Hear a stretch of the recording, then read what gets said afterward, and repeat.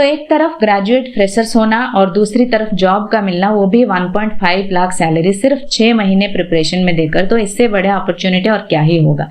EPFO ASO का notification जल्द आने वाला है। नोटिफिकेशन कब तक आएगा से लेकर ज्वाइनिंग कब तक आपकी हो सकती है, ये सारा कुछ हम डिस्कस करेंगे। उससे पहले hi and very good afternoon to all of you जो मुझे जानते हैं और जो मुझे नहीं जानते हैं। मैं क्वांट एंड रीजनिंग फैकल्टी आप सभी का स्वागत करती हूँ आज के इस इंपॉर्टेंट सेशन में, जिसमें हम ईपीएफओ एएसओ रिक्रूटमेंट की पूरी डिटेल्स डिस्कस करेंगे। Negative marking, age, eligibility, exam pattern, salary, notification कब आएगा, एग्जाम डेट्स क्या है, सारा कुछ हम डिटेल में डिस्कस करेंगे।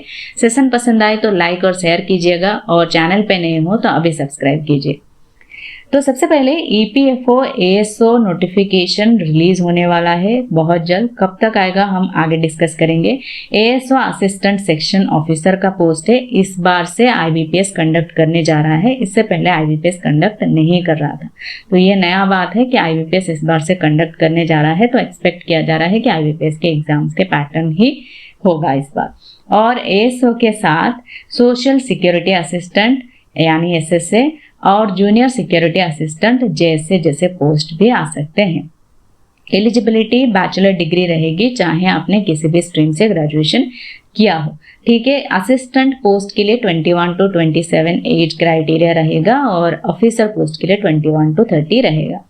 कंडक्टिंग बॉडी आईबीपीएस रहेगा। पोस्ट हमने डिस्कस कर लिया। एलिजिबिलिटी बैचलर डिग्री रहेगा। एप्लीकेशन प्रोसेस ऑनलाइन रहेगा। सिलेक्शन प्रोसेस प्रीलिम्स मेंस रहेगा, उसके बाद आगे ऑफिसर पोस्ट के लिए इंटरव्यू होगा। असिस्टेंट होगा तो इंटरव्यू नहीं होगा। ठीक है।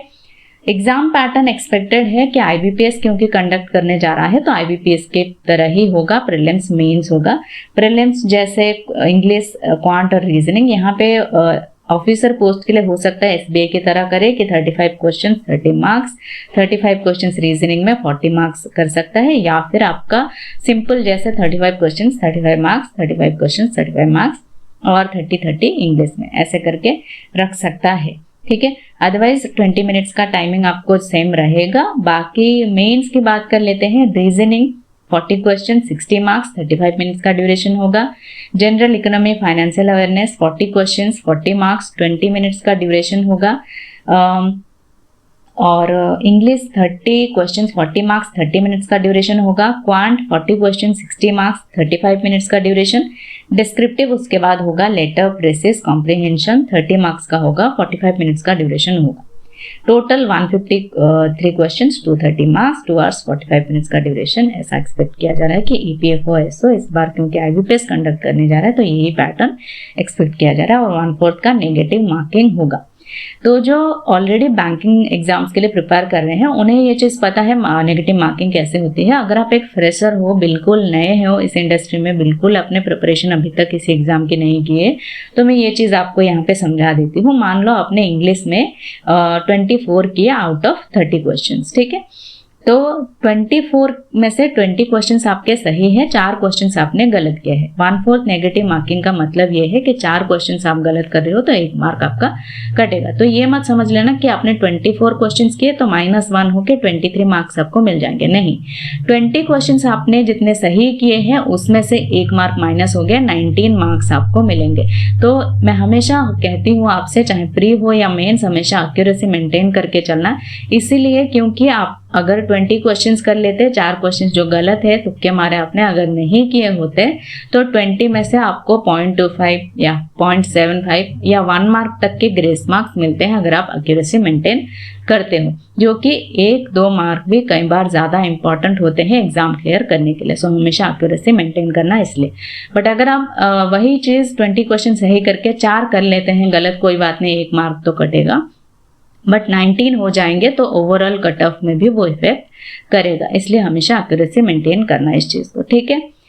और अभी सैलरी की बात करते हैं। बेसिक 45,000 अप्रॉक्स से लेकर 1,42,400 तक आपकी सैलरी हो सकती है, यानी समझ लो 1,50,000 तक सैलरी आपकी रह सकती है। कितना ज़्यादा होता है, वो भी करियर के स्टार्टिंग में हो तो क्या सोचना। फिर आईबीपीएस के लिए प्रिपरेशन कर रहे कैंडिडेट्स के लिए तो बेस्ट अपॉर्चुनिटी है। बाकी फ्रेशर्स के लिए आईबीपीएस की तरह ही आप लोग प्रिपेयर करना। Quant, reasoning, English, general awareness, computer, यही सब आपको प्रिपेयर प्रिपेयर करना है। और यहाँ पे आप देख सकते हो IBPS के ही वेबसाइट पे promotion post of section officer, lower division clerk और जूनियर सेक्रेटरी असिस्टेंट जैसे हमने पहले करी थी, उनके प्रमोशन के लिए लास्ट डेट अप्लाई 1 अप्रैल है।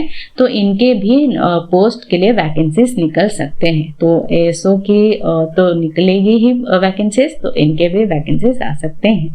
तो ज़्यादा से ज़्यादा शेयर कीजिए सेशन को, जो भी प्रिपरेशन करना चाहते हैं उन तक, ताकि प्रिपरेशन अभी से स्टार्ट कर सको तो सिलेक्शन आपका उतना ही जल्द और इजी होगा। नाउ नोटिफिकेशन और एग्ज़ाम डेट्स की बात करें तो एग्ज़ाम जुलाई में होगा। मई में नोटिफिकेशन आने के हाई चांसेस है। पोस्टिंग अक्टूबर नवंबर तक, अगर एग्जाम जुलाई में होगा तो अक्टूबर नवंबर दिसंबर तक आपकी हो जाएगी, यानी अगले 6-7 महीने की प्रिपरेशन से आपका जॉब लग सकता है। तो ये था in detail about EPFO ASO recruitment. कोई भी और डाउट या क्वेरी हो आप कमेंट सेक्शन में पूछ सकते हो। That's all for today guys, bye bye, take care.